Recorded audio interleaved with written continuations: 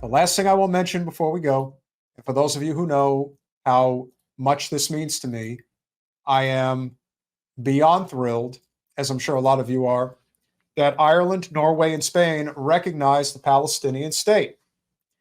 Now, as somebody who is Irish on my father's side, this is something of considerable pride for me because I really am appreciative of what the Irish represent, which is a culture that has never lost sight of their history and everything that they have been through for centuries.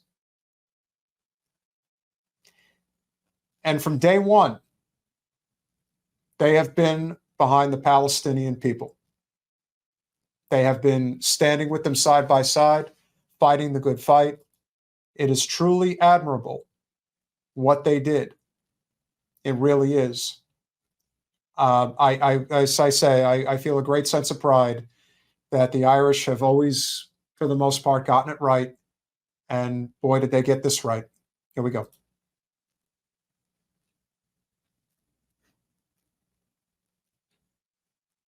Always got to wait through the advertisement first, but you know how it goes. Today, Ireland, Norway, and Spain are announcing that we recognize the State of Palestine.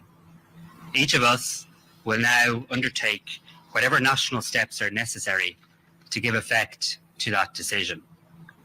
In the lead up to today's announcement, I've spoken with a number of other leaders and counterparts, and I'm confident that further countries will join us in taking this important step in the coming weeks.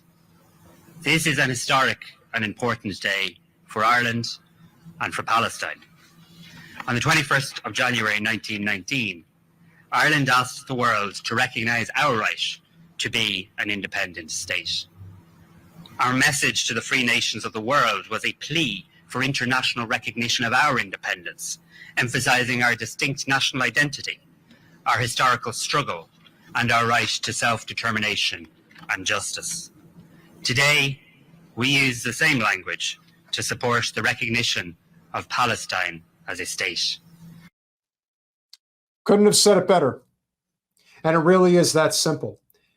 And yes, I do want to acknowledge our amazing friend, Double K, for giving us a tremendous contribution. Yes, we have a holiday weekend coming up, and I hope you all enjoy it. And yes, Metal, the Irish definitely understand a thing or two about what it means to fight off imperialism. Independence plus sovereignty, Andrew. And that is what we need. You know, Jesus, I think the masses understand that capitalism doesn't work, at least not without a balance of socialism. There is no way that it can possibly work. We have reached that point of no return. Now it's just a question of how it's going to unfold. I don't know for certain how long it's going to take. I mean, who would? But the more these types of things happen, the more that this is going to play a substantial role in finally getting some type of an end to this genocide. But then again, you never know with Israel. You never know where they're willing to go and what they're willing to do. I've always said that the most dangerous world leader by far is Benjamin Netanyahu.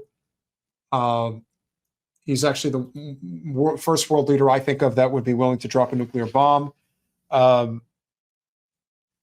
It's going to be interesting because the walls are, you know, they would always joke about the walls closing in on Trump, but the walls are closing in on Netanyahu and his genocidal regime.